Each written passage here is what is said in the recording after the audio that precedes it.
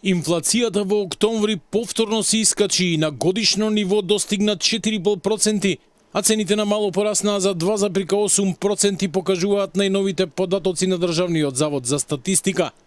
Граѓаните најмногу плаќаат за храна, чија цена за една година е зголемена за 7%, додека алкохолот и тутунот поскапеле за 6,7%, а мебелот и опремата за домакинствата за 4,7%. Најголем годишен раст има кај индустриските прехранбени производи 7,5%, како и кај прехранбените производи воопшто 6,7%. Земјоделските производи поскапеле за 4,3%, а пијалаците за 1,4%. Индексот на цените на мало месечно е зголемен за 1,3%. Председателот на Сојузот на синдикати на Македонија Слободан Трендафилов пресметал дека порастот на инфлацијата е идентичен со растот на синдикалната кошничка.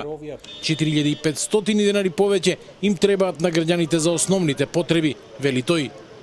Тоа значи дека македонските работници и македонските граѓани се секој месец посиромашни за 4.300 денари, немаат 4.300 денари за да си ги возможат само најосновните прехранбени производи. Сметаме дека конечно дојде време да го слушнат гласот на работниците и гласот на граѓаните дека на оваа скапотија тешко се преживува и мислам дека можевме да бидеме лидери во регионот со зголемување на платите, веројатно ќе бидеме на опашката, бидејќи сите веќе најавија драстично зголемување и на минималната плата, но и на сите останати плати во регионот.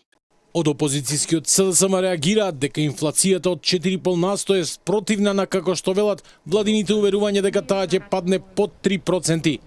Од таму порачуваат дека растот на цените го намалува стандардот, платите стагнираат, а сметките растат и граѓаните имаат се помалку пари. Овој пораст е јасен показател дека економските политики на владата на ВМРО ДПМН се целосно промашени и без никаков резултат. Критики за економските политики владата доби и во последниот извештај на Европската комисија, каде се нотира забавен напредок и недоволна фискална консолидација.